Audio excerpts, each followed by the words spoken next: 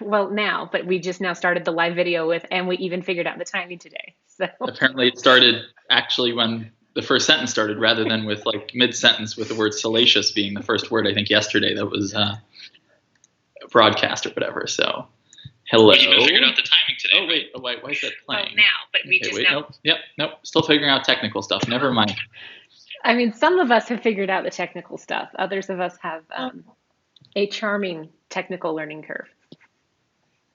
Well, hello to everyone joining us. We don't have any other guests today, so we're just gonna drink and answer questions and other things. Do you want to What? say who you are, just in case? Because we did have Okay. people join yesterday because YouTube is actually great at promoting live streams. Okay. Sorry. Hi, I'm Ben from 1 Mile at a Time.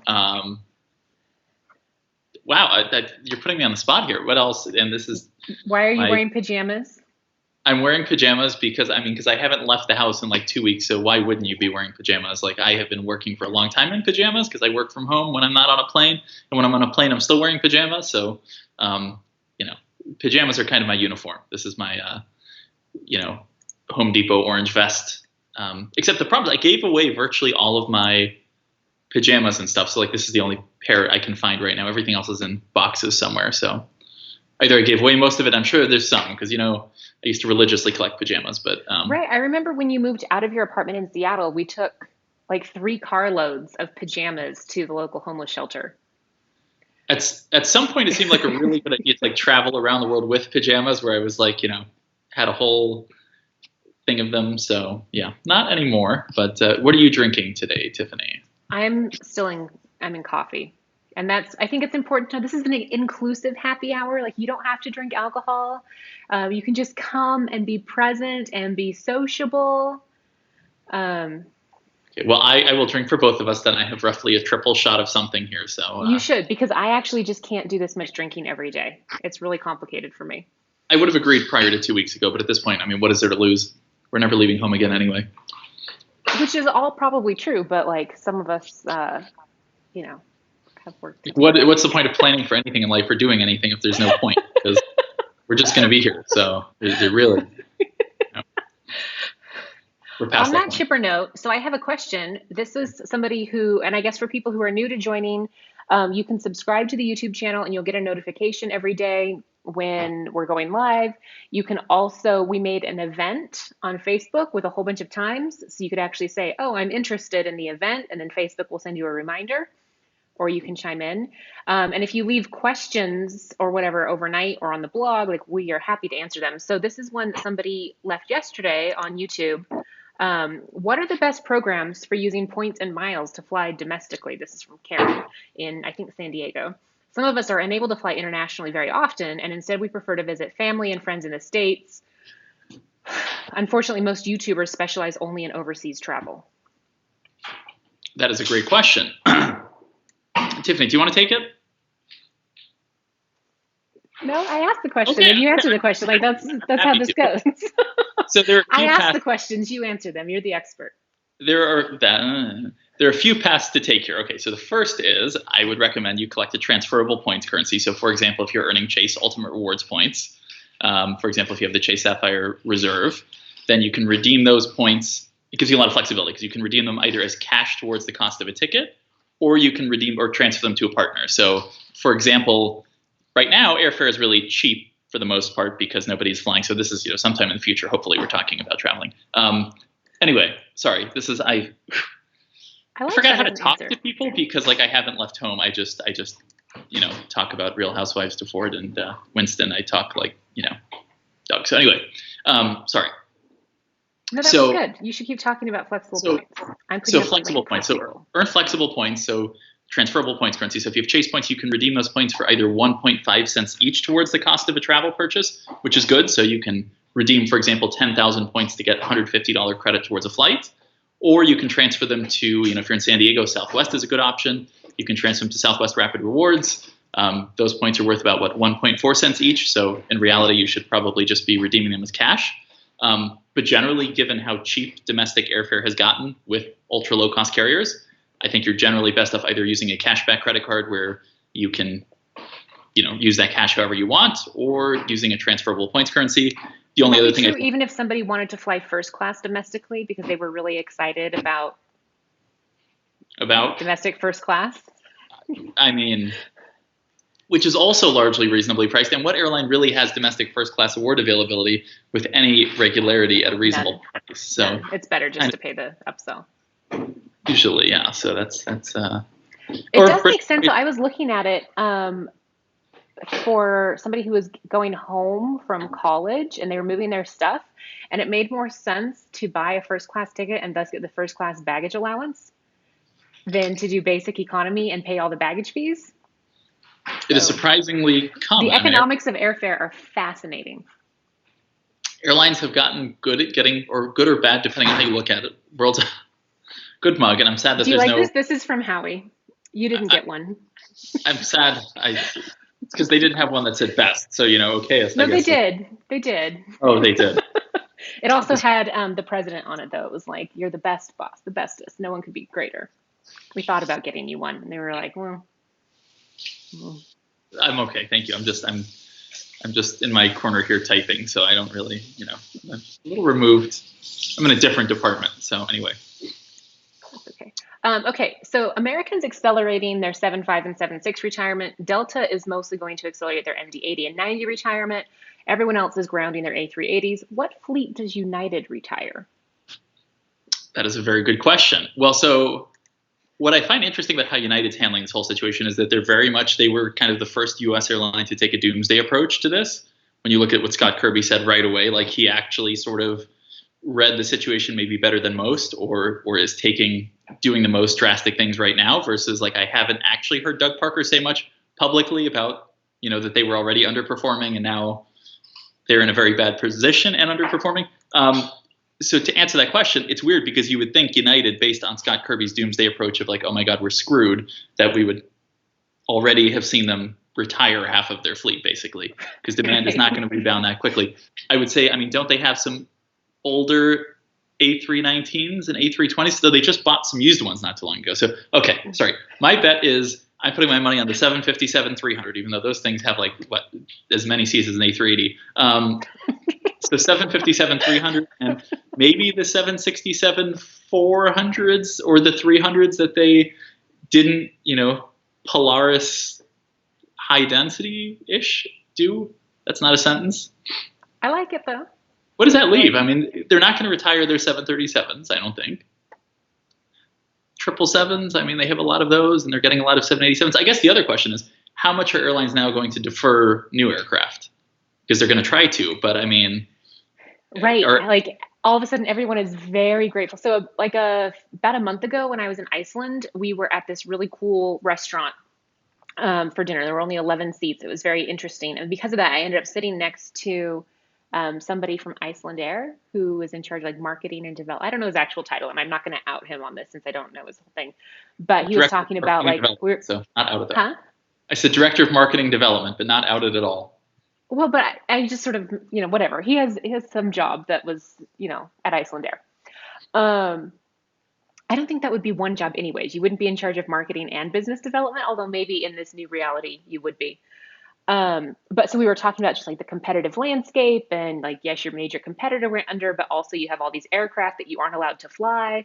And it's interesting now because if you have a whole bunch of undelivered aircraft that are specifically like 737 Maxes, are you in a better financial situation than like Delta, which has operable aircraft on order that they might still have to take delivery of?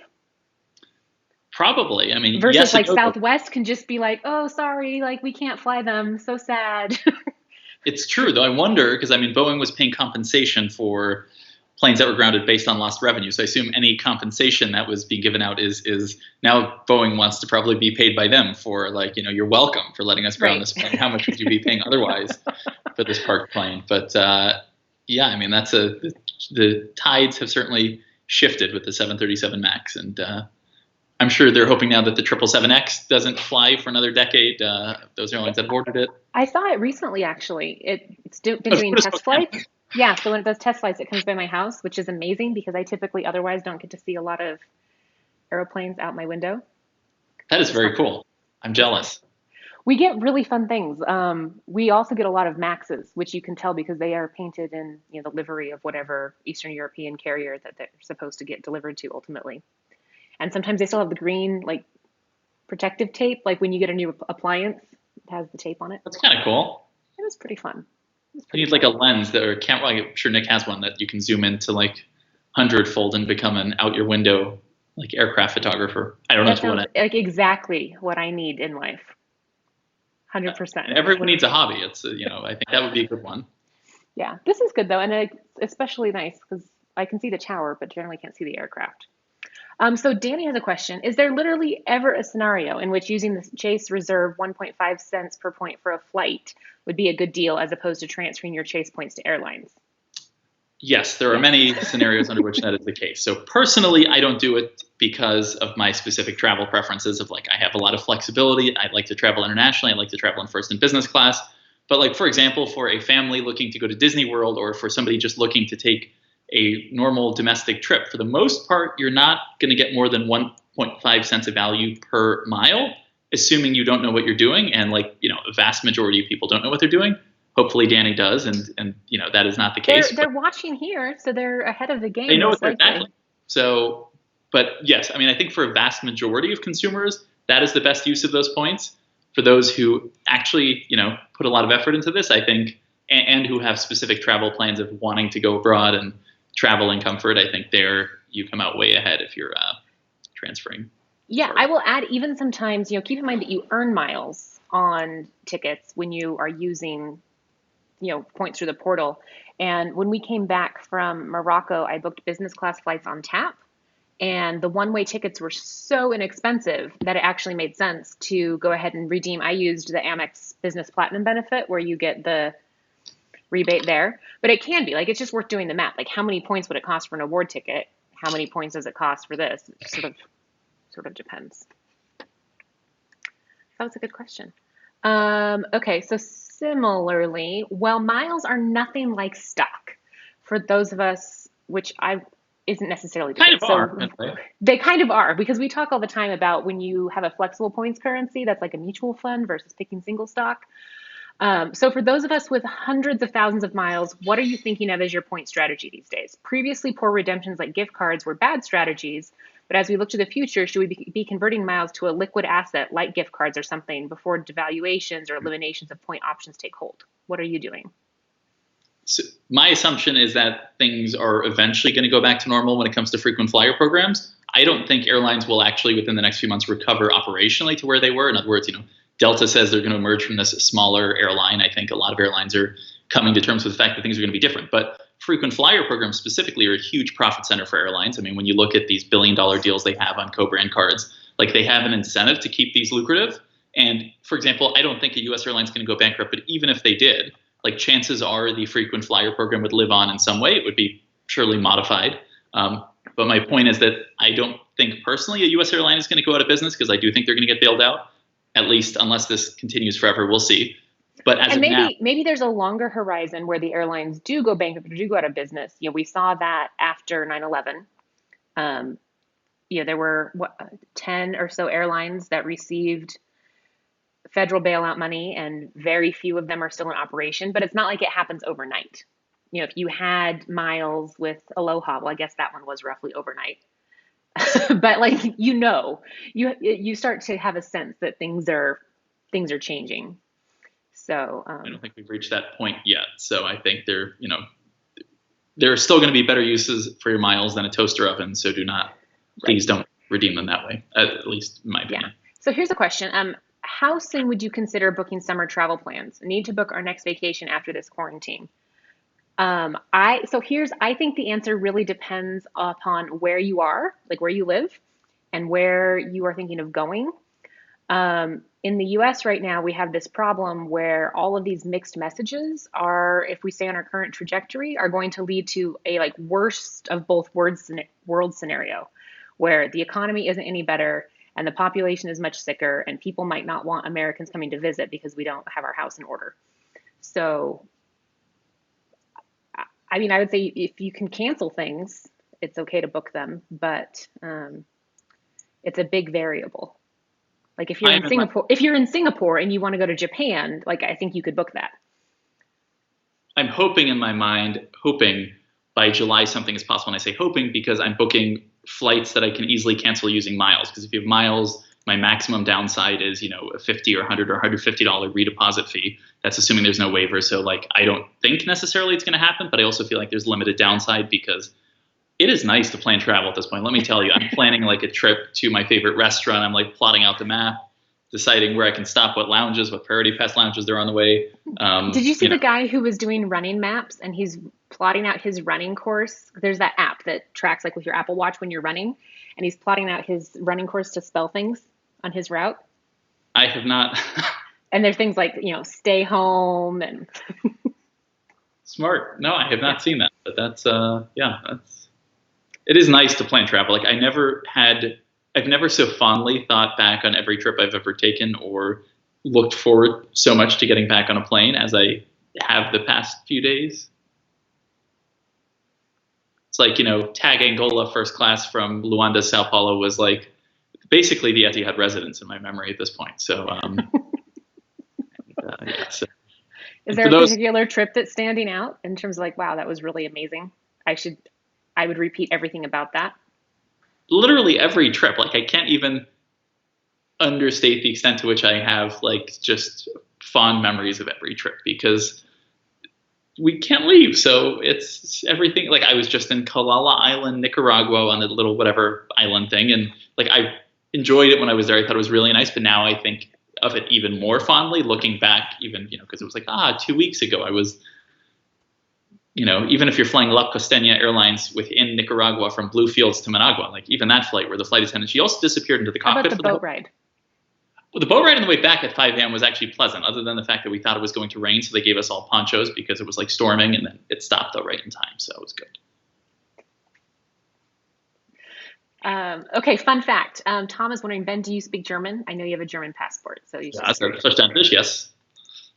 Yes. He speaks more German than that. He speaks German to his mom. It's really cute. Oh, we can call her, but yeah, no, I'm good. Anyway. We should do that, but another time. Yes, because the whole we should call her ahead of time so we can have her install Skype so we can call her and she feels included. But yes, we should do it with your mom. It's just 27 steps. It is a lot. Yeah. We're doing virtual happy hours in my family now as well. And literally my cousin Heather sent out an email with all 27 steps for our moms of how you can get on Zoom and install the thing. And here's your headphones. It's been really interesting to me for people who work remotely. We've never been in the same place ever, other than when you lived in hotels, then we would sometimes be in closer geographic proximity for a minute. So all of the things that we just do naturally are voodoo to everyone else. What do you mean I have to connect my headphones and what is Bluetooth and why, what is mute? It's true. It's been a while. That's have you seen what ANA's A380 are up to? They're supposed to be the ones that are supposed to fly Tokyo to Honolulu. Oh, but I can't imagine that their loads are that high to fill 3 of them daily. Somebody just posted on the blog, I think yesterday, that they were on the A380, and it had, I think, 39 people on it or something. So that's pretty epic. Oh, that's frightening. I did see, and didn't the most recent flying Honu, the orange one, just come out of the paint shop? Yeah, great time for that. So they just got their third one. I'm sure they're really happy about that right now. I've always found their strategy to be so strange. So they get 3 A380s, which they never wanted, but they took over from SkyMiles as part of a deal to get slots at Haneda. And then, if you're going to get 3 A380s, one would not. I understand it's Waikiki might as well be in Tokyo because it is so Japanese, and I love it for that, exclusively for that. Otherwise, I think it's so bad. But I love that it's immediate transportation to Japan, basically. But it just seems so strange that you're going to get 3 A380s and you're going to fly them exclusively between Honolulu and Tokyo. That just, one would not think. One would think. One would, I suppose. I lived in Hawaii for a year. Yeah, mute your phone. What is? I'm trying to see how. That's Is it on your phone or is it the iMessages on your computer? You shut it off. You close the thing, and then it's closed on my computer. Oh yeah, it's because iMessages are terrible. So you actually have to go into the preferences and turn the notification sound off. Tiffany, that is way above my pay grade of using technology. Come on. Would you like a mug? I have a nice glass of water, so I'm good. Thank you. Which is, yeah. Ooh.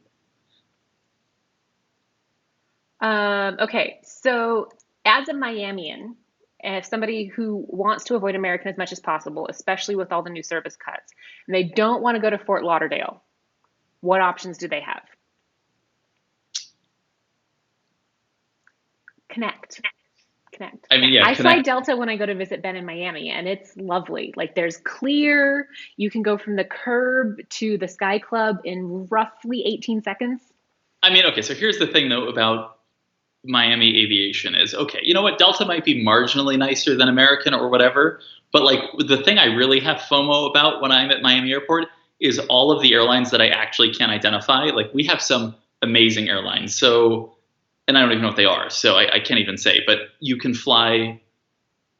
I mean, this is what I know, but you know, you have Boliviana de Aviación. They fly their very old 767s to Santa Cruz. Like I would go there and then connect to Madrid and then go to where you need to go. I mean, I know it's not a great time to go to Spain, but that's what we would do. Or there's the Air France Island Hopper. So Air France has an A319 or 320, 320, I think, and they fly it exclusively. Well, not exclusively. They fly it from Miami and Atlanta to like all the way down to wherever, somewhere with a lot of stops. I don't know why you would want to fly it, but it sounds a lot of fun. So anyway, that doesn't answer the question anyway, but I love, oh, you know what you do? You take the 64-year-old cargo plane to Honduras that we have every day, and then you can go from just the rest of the world. Strap yourself to the wing? Anything. I'm sure you could just walk at 64 years old. Like how much can the cargo, I feel like a $2.50 postage will get you on there, but I just would love to take that plane. I'm really sad that ILC or ILF Aviation or whatever has not reached out and offered me a seat on the 64-year-old cargo Right, planes. but that would become complicated because you're like, oh, I don't accept, anything from airlines. So you have to reach out to them and be like, can I ship myself? For a 64-year-old cargo plane like that is where I will make an exception. We'll like make that an exception? Is DC or whatever. Slippery slope, Ben. Slippery slope. This is how it starts. Next thing you know, I'll be taking a free flight on Global Ghana Airlines or Baltia. So I think that's the next step. Okay, practical question from Noah. What's the best option for using Aeroplan miles to go from Canada to Australia in business class? And they give a whole bunch of examples of things that never have award space. So none of those. Do those options include Air Canada, United, Air New Zealand, or just okay? I mean, those are all good. Those are all good options. Like, yes, going from Toronto to Sydney direct does sound. Is that even a flight, or isn't it from Vancouver? It's from Vancouver. Yeah, I mean, it's direct though. It's the same flight number all the way through. Yeah. Okay. But, or United through Houston, San Francisco, or LA. Sometimes those United flights from LA, within like a short window, will have award space. And Air New Zealand 60 days out. And then I mean, Aeroplan. I don't know. They changed the rules, but I think you can go via Asia, like not very efficient. You can. You can to Australia. You can't really efficiently to New Zealand, but you can go via Asia, and you can even have a stop over there. EVA Air, that's something I've always struggled with. Okay, random question. Is it EVA Air? Is it, because it depends on, is it EVA Air, EV Air, or just EVA? Because I understand the A stands for air. And so when you hear, for example, even in the terminals announcements, they announce it in different ways. So I think it's EVA Air, but if somebody disagrees, please let me know. I think, I've always said EVA. Which is accurate, I think. But then if you're not going to say that, is it EVA Air or is it EV Air? Because it's Evergreen Airlines. Yeah. So why is there a V becomes in the question as well. Is it Eastern Airlines? Yeah, if you were on the branding team for the other Taiwanese airline, please write in and let us know how you pronounce it and why is there a V? Well, was there just a copyright issue with just doing EA? Like what was Evergreen? So they're going with. Yeah. I mean, nothing will ever compete with Starlux Airlines. Excuse me. Jeez, they have the branding down. So good luck, EVA or EVA Air or EVA Air. Sorry, there's people here who are saying hi, and I'm saying hi back. So hi. How do I see these? How do I see what? You don't. It's better Okay. to say. I mean, Just, you can see them on YouTube if you put it on mute. This is fun. It's like I feel like I'm watching a fun, hip version of my parents hanging out with me. We are not that old, oh my God. Ay, ay, ay. but that's fun. Thank you. That's sweet.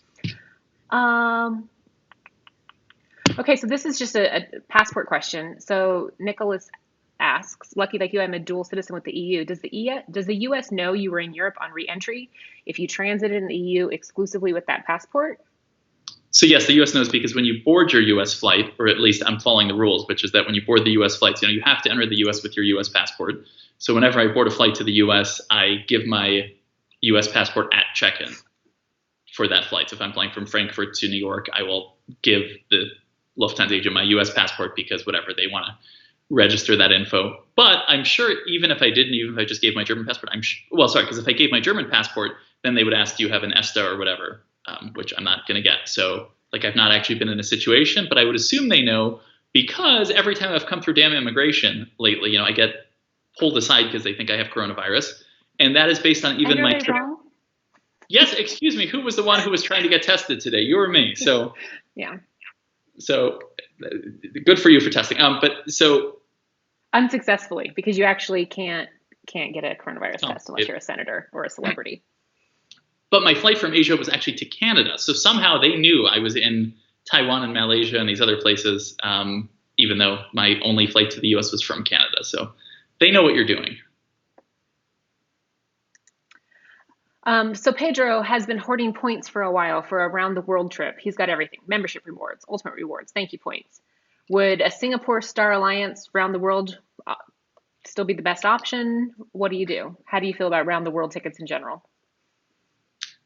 I don't like them, so I am not a fan of round the world tickets. Sometimes they're not a terrible deal in terms of the number of miles, but nowadays you have so many airlines that have A, they allow one-way awards, and B, you have different types of award charts where some are distance-based and some are, region-based. So you're typically not saving that many miles, and it really limits your flexibility because you have to find, first of all, award availability in one alliance on 16 different segments. Like, good luck.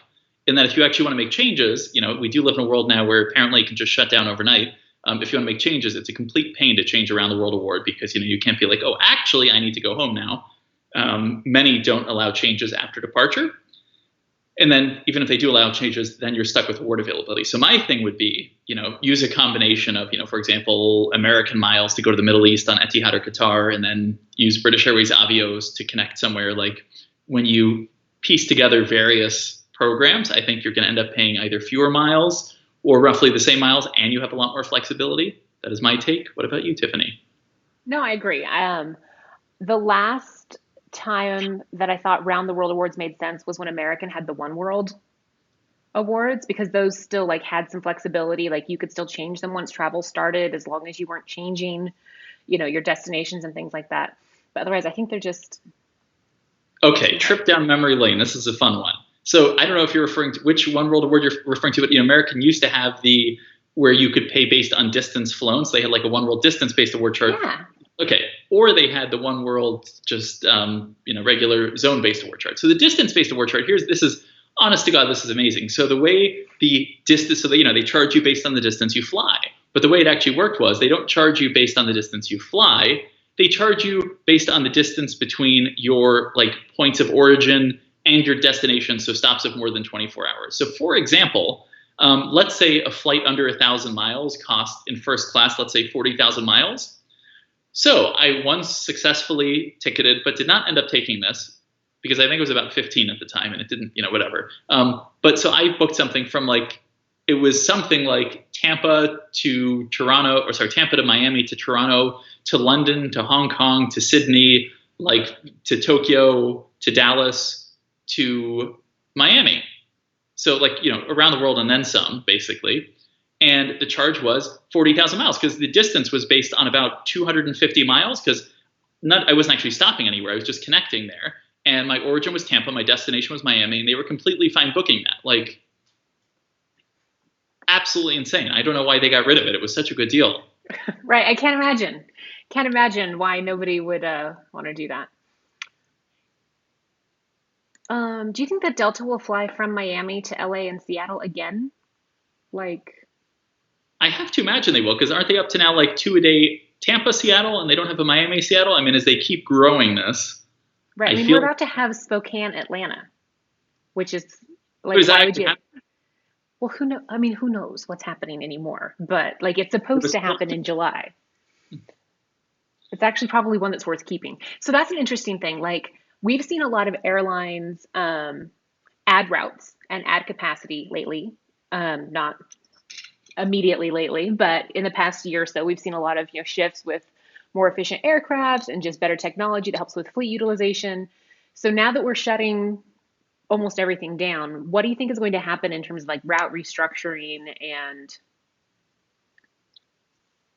like, are airlines going to use this as an opportunity to like pull pins out of the map and move things around and shuffle and be like, oh, we're actually taking a critical look at our route network? Or I think so. So I mean, two things. First of all, the extent to which we've seen airlines get creative in the past few years really is unlike anything we've seen in the past. When you look at the fact that like 6 or 7 of the 10 longest flights have been added in the past few years, like globally, like airlines have really gotten adventurous, and that's great. And oil prices are even lower now. So in a way, those flights work even better. But I do think now with smaller fleets and with less of a grow anywhere approach, I think we're going to see fewer new flights. The other thing is, fundamentally, I don't understand the way airlines distribute revenue across flights. Blows my mind. Like, for example, look at United. They have those CRJ. Okay, sorry, no, never mind. I'm not going to talk about CRJ 550. So that's way off topic. So I think, though, I think a lot of the fun routes we've seen added in the past. What is the topic? How are we off topic? The topic is the economics of a CRJ 700 that's made smaller for the purposes of getting around United's pilot scope clause. That's beyond whatever. But I think a lot of the fun routes are going away. That's the long and short of it, is that I question how fun this will all be when we can't fly nonstop for 19 hours. Also, this was a very easy way for Qantas to get out of their BS, like, Project Sunrise, Sydney, right. They don't New York. So much for that. They're trying to do that. Right. Yeah. So who would want to fly to New York? It's going to be interesting. Okay, what is your absolute favorite Commonwealth spelling for favorite, just as a heads up? Aircraft. Right. No, aircraft, regardless of airline configuration, seat, etc., just the airframe itself. I love the A350-1000. That is so okay. The airframe itself versus, like, for example, as a passenger, I love the A380 because it's so quiet, it's so big, and airlines actually add amenities on it because of the space that they have. So A380 from a passenger perspective, but I think the A350-1000 is the most beautiful plane. So that's my take. What about you, Tiffany? So it's interesting because I really have a soft spot for the 747. That's sort of what drew me into aviation, because I started becoming a frequent flyer when United used to still fly 747s back and forth from San Francisco and Honolulu. And so that was really fun. But I think my favorite aircraft is probably the 777 for what it enabled in terms of aviation and travel, and just the change in efficiency and the possibilities that it opened up. Like, we wouldn't be where we are now without the 777. Not like immediately where we are now, which I guess is also true. Like, we would not be in this particular flavor of a global pandemic without a broadening of 737 MAX either, though. So, it's a... Yeah. Do you have thoughts? What are your thoughts on Alaska Airlines joining One World? From somebody whose handle is SkyMiles 99. So, throw in some Delta shade if you'd like.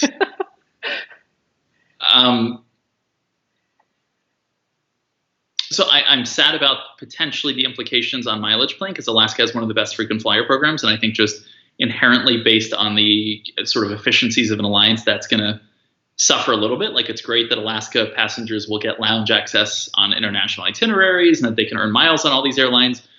But I do think it will come at the expense of some of their partnerships that they have. And I also think it is unlikely that their award redemption rates will across the board remain as good as they are now. So I think the program will have wider appeal. But for those of us who love the sweet spots of the Alaska mileage plan program, but I mean, at this point, they're not very useful. But it is sad in that sense. The one thing I will say, I do not understand the Seattle American Alaska. Like, I get Alaska and American hooking up. I don't get American going up against Delta in a Seattle hub. Like, it's a very weird world we live in.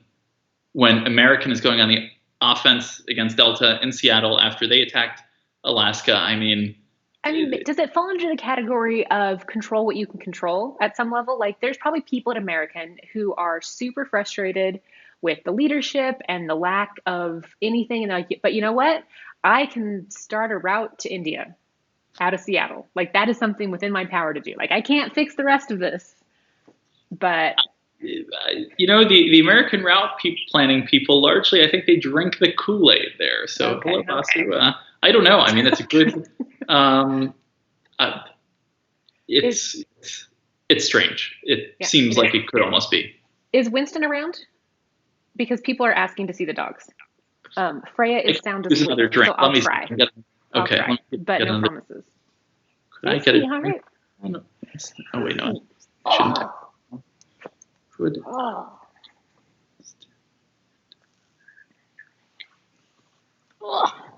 See how this works out. I'm sure it'll work out great.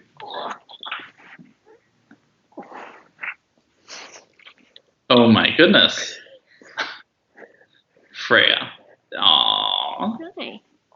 You look sleepy. Yeah, she was asleep.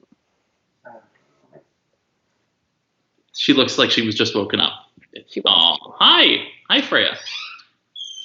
Freya also understands how video calls work. Like, she's completely non-phased by them because we've worked from home her whole life.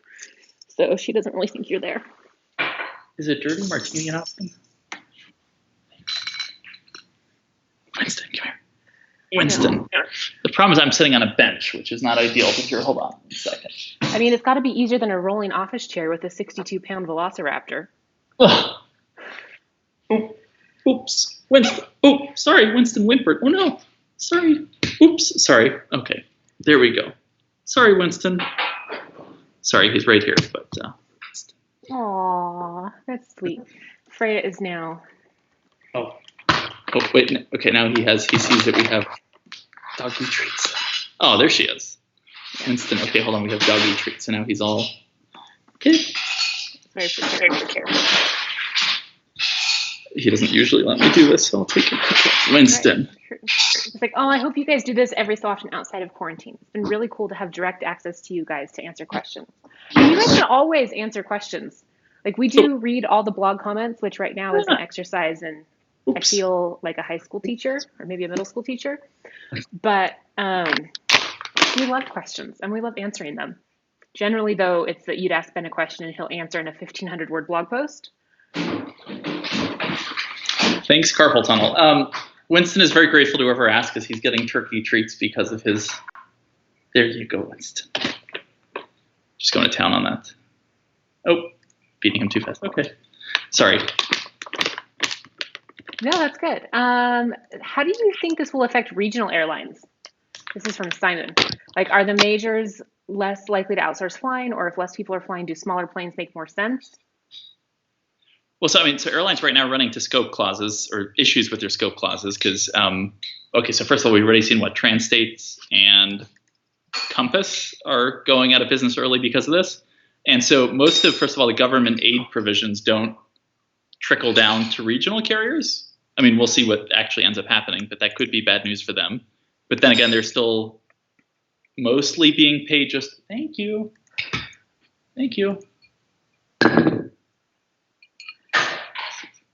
What are you drinking? A martini. Ooh, Jesus. Okay, I am sending you some martini glasses because this is embarrassing. Oof. Also, maybe vermouth. Like, is Ford literally just putting vodka and olive juice? I don't like vermouth. So okay. But you do like vermouth because when you order a martini, it comes with vermouth. Dry, filthy, so just filthy right, AF. So like dry vermouth with a lot of olive juice. Or you can just have vodka and olive juice and you cut out the middleman. It's perfect. It looked perfect. That was the face of perfection. I mean, that's kind of the face I hope for with very dirty martinis. So it's not, Yeah. Jerry is asking, can we have a Miami meetup? No. Not right now. We're staying home. Everyone is staying home, especially if you're in Florida where your governor is like actively trying to kill you all. Like, stay home. But maybe in the future. Afterwards, yes, Yeah. that's a great idea. If you have an idea, it was Jerry. Yeah. If you have an idea as to where, let me know. So I was thinking the Priority Pass restaurant on top of the airport that's landside. But if you have another idea, let me know. Later. Or now. I mean, I can't see the response. Tiffany can tell me though. So yeah, well, I mean, you could let us know now, yes, but it's not happening now. So maybe you want to wait a little bit and see like what's still in business when it's time. Which is okay. That's another point. So I've been trying to order damn takeout from everywhere, but like it is actually so hard to give a lot of small businesses here money because like their websites are not updated to reflect whether they're doing takeout. Even their social media things aren't updated. Right. And then so that's my tip. If you are a small business owner, and I've actually helped a couple of friends in Spokane who have small businesses with this, put on Facebook what your situation is. Like, are you open? Are you struggling? Are you like, what's going on? Can we buy a gift card? Can we not? Like, don't make it so complicated because, yeah, if you're trying to order delivery from someplace and then they're closed and the next day they're open and whatever. We literally tried like 3 places and we ended up just having like frozen pizza because that was the only option. I think Koyo Taco is open because there was actually an article in the Miami Herald about like the efforts that they're taking. I had proposed Koyo Taco as an option for dinner tonight. Ford vetoed it, so there was no Koyo Taco. He's over it. We used to have Koyo Taco all the time. I think we had a little bit too much Koyo Taco. So okay, well, I mean that's a good business to support because they have like a whole plan of they just averaged out the shifts so that nobody had to get laid off. So everybody's only working 1 day a week, handling the drive-through or the delivery. So there's an airplane outside. Hold on, let me see what that is.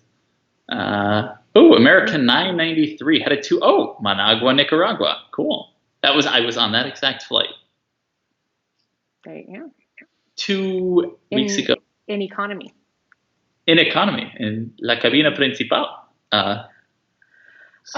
So what are your thoughts? This is still where we're on the grim topic on layoffs in the travel industry. Trip Actions, a digital travel management company I've never heard of today, laid off a third of their workforce, nearly 400 staff in Silicon Valley. So 2 topics. You get to talk about BS Silicon Valley startups and the travel industry in one question. I'll avoid the BS Silicon Valley startup thing because that won't end well for me. As far as the other one, like it's really sad. I feel bad for everybody working in the industry. Like it's sad that we have gotten to the point where, look, even before this, we all give the airline industry a hard time, but like margins in the airline industry are razor thin, no matter what, even during the best of times. So while we like to talk about how the airlines are making billions of dollars, the reality is that's on $50 billion of revenue or more. Like airlines have a lot of revenue and like their margins are very small. So they're screwed now. So it's sad that it's similar really to a restaurant. People don't think of it that way, but like even a really successful restaurant is maybe netting like $100,000 in a year, maybe, when everything's said and done. And that's not including paying, the owner or anything like that. So in airlines, it's similar. It's like there's a lot of transactions, but not necessarily a lot of excess now cash. Comes down to bailouts, and that's. But I think for other like general things in the travel industry, I mean, I don't know what this travel management company does or why they needed 1,200 people to do it. So that is frightening. But like, it's definitely hard. Like Points Pros is not working. Well, they're working because they're helping people who are stuck get home. So they're doing stuff. Like Ford, I don't think is booking new travel. No, he was outrageously busy before this, and now he has literally nothing to do because when you book hotels for people, and like he's happy about that because nobody should be booking hotels or staying anytime soon anyway. But I mean, it sucks for anyone who is in that industry. And I think that's the other thing to think about, like as people are thinking about like how to support travel. We should do an episode where we do like maybe Ford and another virtuoso agent and talk about like why it's important to book with a human as we start recovering. Because like even when people do start booking travel, it's going to be like 18 months before the travel agents get paid because they get paid after you finish your stay. So, and then like 60 or 90 days after that. So it's like a really long window, which is just, it sucks. But you're wearing the same pajamas every day. Yes. Are you washing them? Do you have one for each day? The people have questions. Let's go with I have one for each day. Let's go with that. But you're also only wearing them just for this happy hour. I am just wearing them for the happy hour. Otherwise, I wear my other uniform, which is Lululemon. That's it. So just athleisure the only athletics happening when there's nothing. You can't go to the gym or anything. It's Right. What's on your bucket list trip that you've been planning once this quarantine is over? What are you most excited to rebook or that you haven't booked yet and are thinking Tiffany, you first. now's the time? Man, I want to go everywhere. I actually want to go to Namibia, but not with you. Um, not, but I mean, I feel like there's just a very short list of trips that would be like you and Ford and Nick and I could go and no one would die, and Namibia is not one of those. No, that's for sure. That's Yeah. um, so yeah, I don't want to crash that trip, but I would really like to go there. I'm really in general into more remote places. I'd like to go back to Morocco and do more like a road trip through the mountains and the Sahara and stuff like that. Um, and Java.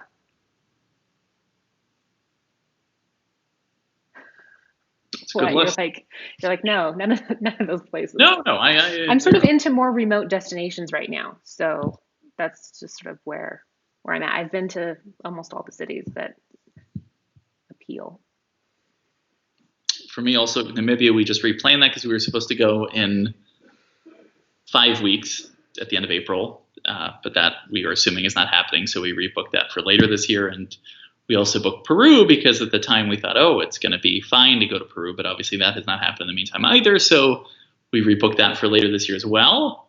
Really like to do the salt flats of Bolivia. That's my other top thing right now. I really want to go to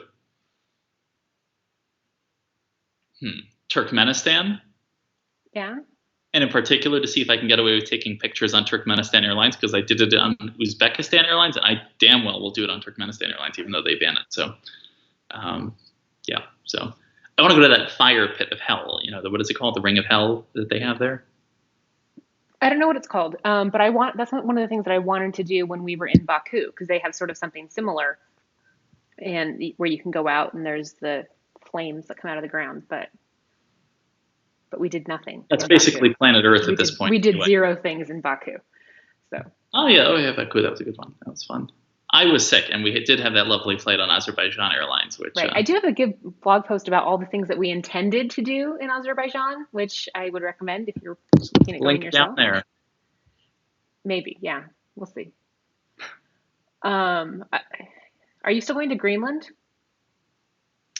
So we put that off. So we had it booked for June, and we put it off. The reason is we want to travel with my mom in June, and because we had to put off other stuff, we're kind of reprioritizing a little bit. So I hope to take a couple of trips with my mom in the next couple of months. We were supposed to go at the end of May on a cruise with her, but it's to Italy and Spain, so probably not the best idea. It's like a trifecta, a cruise to Italy and to Spain. What could go wrong? Triple whammy. So we'll see how that goes. But no, we need to figure out what to do with her instead. So that's trying to decide. Victor is wondering, how are everyone's families doing thus far? And he appreciates us, which is sweet. Hello, Victor. Thank you. Tiffany, go. How is your family doing? How are your families? Well, my dad doesn't know how to use the YouTubes, so I will say that he's doing great because he's spending most of his day in what he lovingly describes as his fortress in Texas, being pretty much exactly how you'd expect, talking about how he's got fuel for his generators and a pump so he can drain the pond in the neighborhood and filter it through if he runs out of water. And I don't really know what he's expecting to happen that would cause a loss of power and water, but he is ready for it. My mom is now working from home, effective today, which makes me really happy. She's in Arizona, and they're not really taking isolating seriously until today, so that makes me happy. How's your dad doing with the social distancing? Well, my dad is alone, and we're actually trying to social distance from everyone, including him, because apparently he got strep throat somehow or something. So unrelated. From Publix is where your dad got strep throat. Right. So my dad lives in a bubble in the sense that he finally has a cell phone. Till a couple of years ago, he didn't have a cell phone.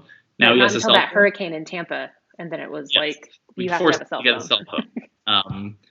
And so he doesn't really have contact with the outside world aside from what a certain news channel would tell him. So, Like my which dad. shall remain. Yeah. And so maybe we should set just them up to do Skype calls.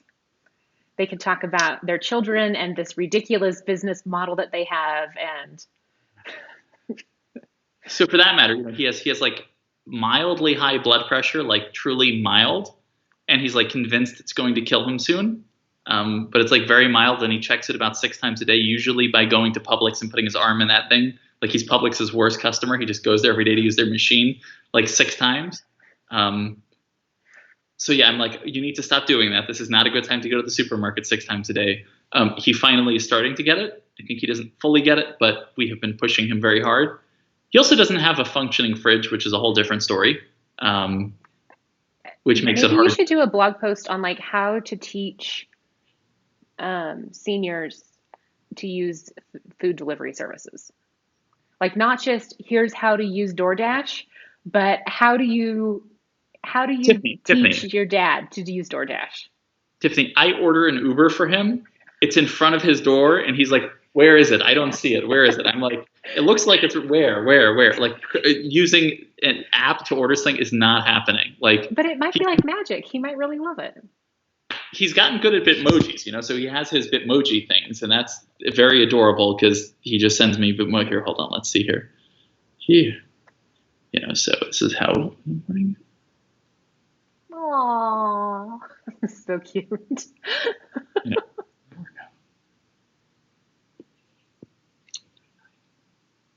Aw, I love all of Bitmojis. So yes, that's. So yes. Anyway. He has that down. So I guess if he has that down, maybe he'd get other things as well. But yeah. So I think they would. So Sean M is wondering, if obviously tongue in cheek here, but Air Peace is suspending their 777 route between Lagos and Sharjah. Do you think it will be reinstated after this crisis has passed? Wait, Sean, this is Sean M. Yeah. They're suspending it? No. Shit. It was like my biggest. I mean, they have to because you can't. Like the UAE isn't letting anybody. Oh, I would assume they would just fly it there empty and back because that's sad. Will they reinstate it? I mean,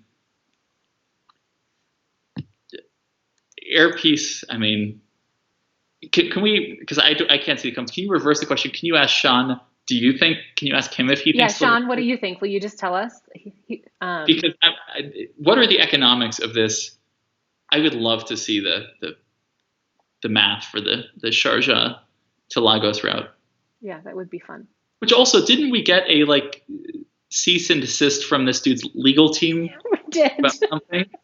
Because so the head of Air Peace, I don't want to say anything else that is whatever, but the head of Air Peace was being sued in U.S. court. I mean, hold on. Peace lawsuit. Okay, so he was being sued. Wait, that is not what I was expecting. Okay. I don't know. Sean has said that he stopped predicting what Air Peace will do a long time ago.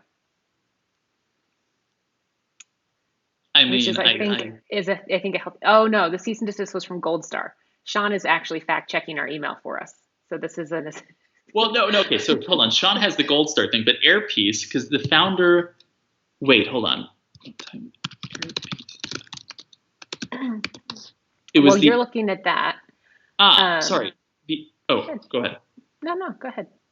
Air Peace's CEO was shockingly indicted for bank fraud and money laundering in the U.S. And specifically, he was apparently in Atlanta, had a fake foundation or something. And between 2010 and 2018, over $45 million was allegedly transferred into Atlanta-based accounts from foreign sources, blah, blah, blah.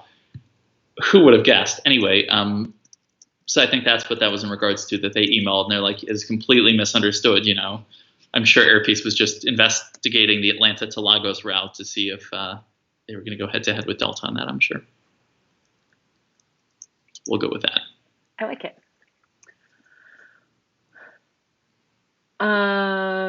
Okay, so Kai is asking, since the UAE is not letting people in, would now be a good time to cancel an award ticket to there and try and convince the airline to not charge a mile redeposit fee?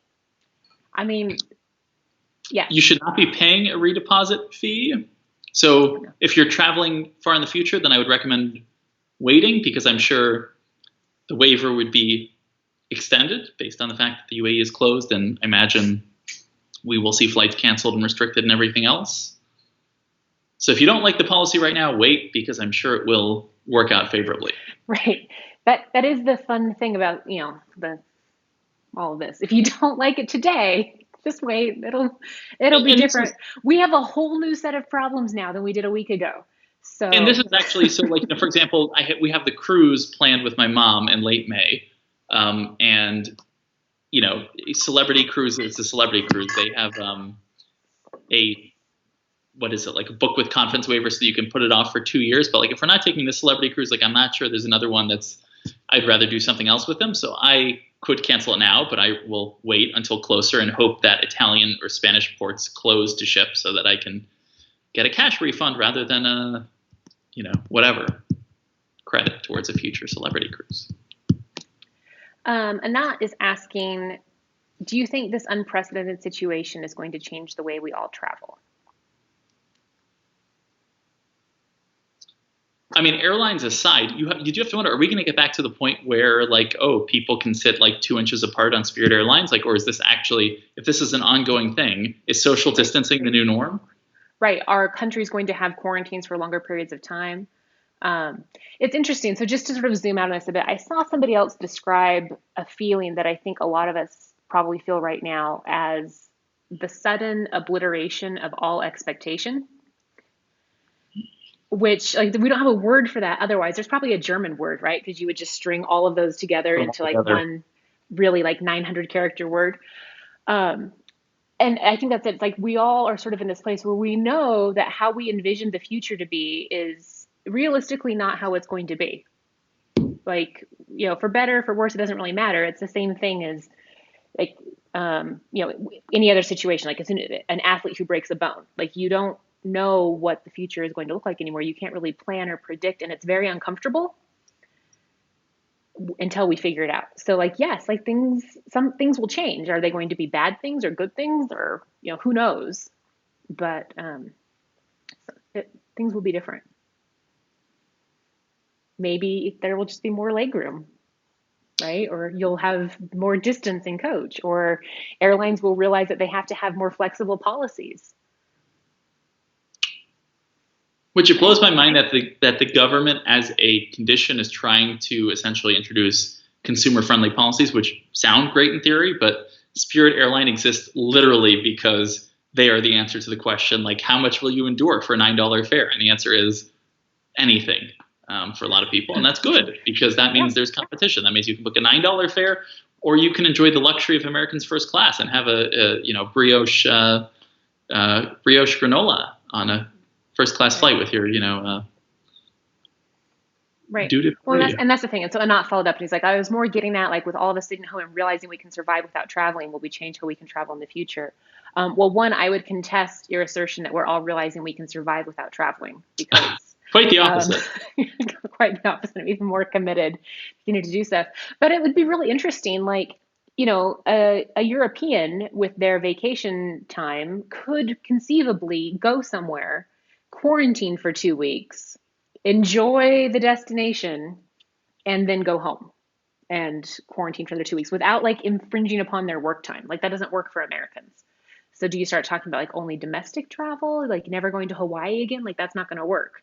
But the interesting thing though is this all comes at the same time that we have, this new push for environmentalism, and like there's a shame associated with flying. It's sort of, I almost wonder, I have not been a big cruise ship person in the past 20 years, but now there's like, the added the fact that they're like petri dishes for viruses, and the fact that like they're very environmentally unfriendly, all things considered. So when you combine those factors, could this actually sort of spell the decline of an industry or the reduction?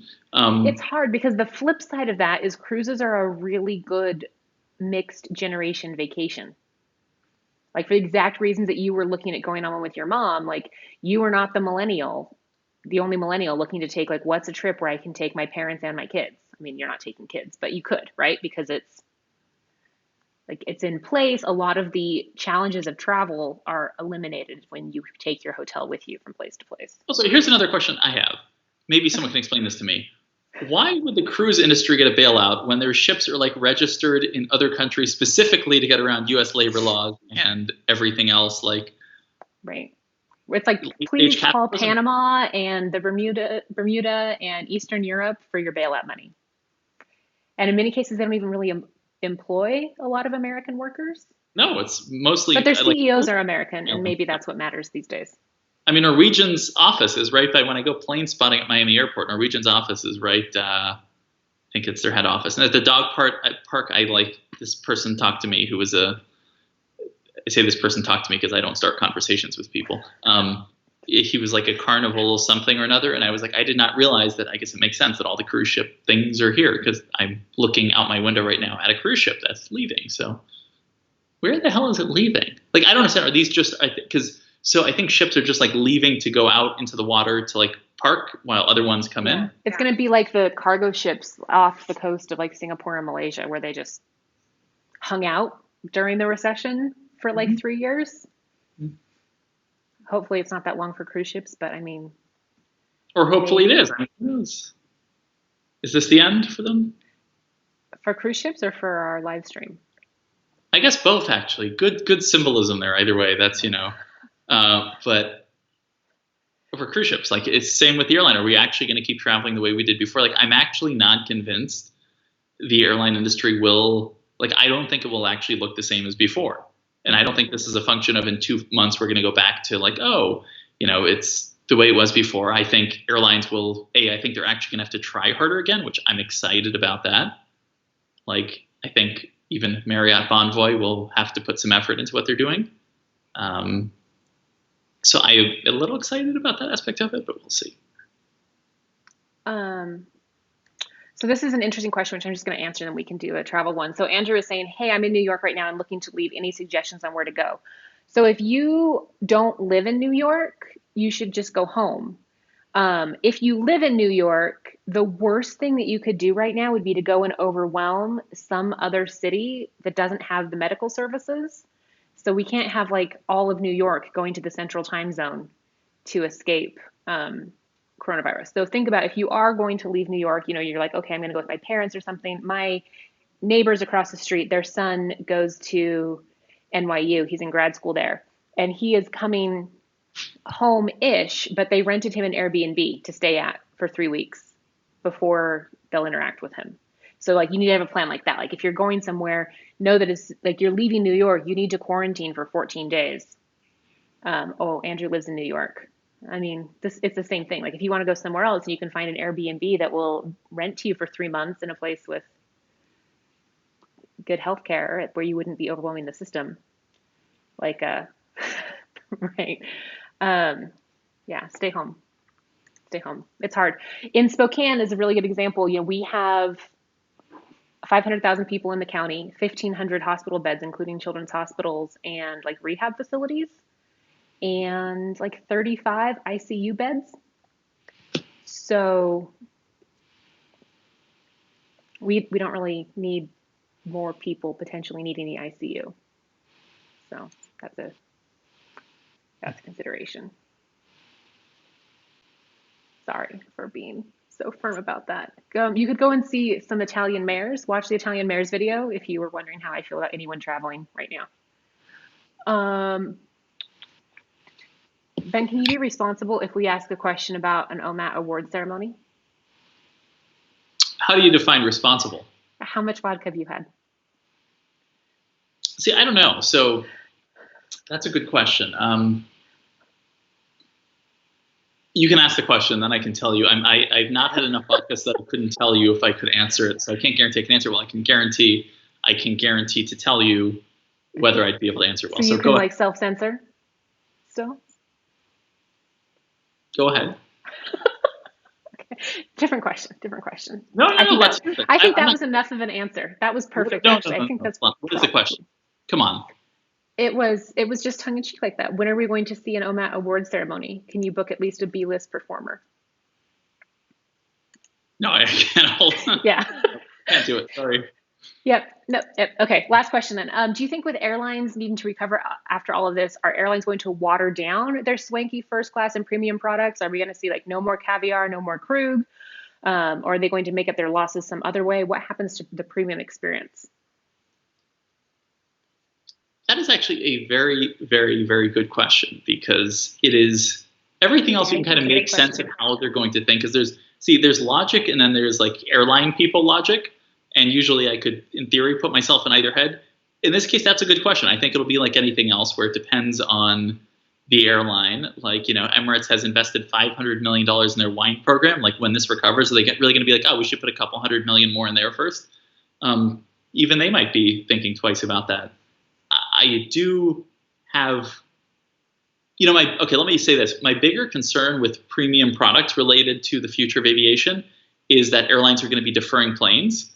And so we're waiting for Lufthansa for the 77X to get their new business class, which I'd like to point out they got a Skytrax award on, like when Reagan was president, based on that. Okay, so we're waiting on Lufthansa. Prior to unification is basically when they got it. So we're waiting on Lufthansa, for their new business on the 77X. Singapore's supposed to introduce a new first on the 77X. Emirates, their new first is on 9 or 10 planes right now, and it's only their 777s, the new ones that are supposed to get it. So my bigger concern with the premium product is all of these new products we've been promised. I would be shocked if these planes are not significant. Yeah, so that's my bigger concern. Which we've seen happen before. Like, we went through, if you think about like after 9/11, and really then even after, again, like after the recession, we didn't really start seeing anything new or fun for like 5 or 6 years, right? It was really like 2013, 2014 when we started having better. And it, so that's sort of the cycle. Like, we're probably in the case now. Of British Airways, like 20 years, because they. Right there, yes. But yeah, that's I think it will be like anything else, where the airlines that invest in quality will still try to invest in quality, and the airlines that take the opportunities, rather than having like disgusting Wagyu meatloaf in first class now in American, you'll probably have like. Yeah. Well, and I think also there will be some airlines that choose to use that as a point of difference.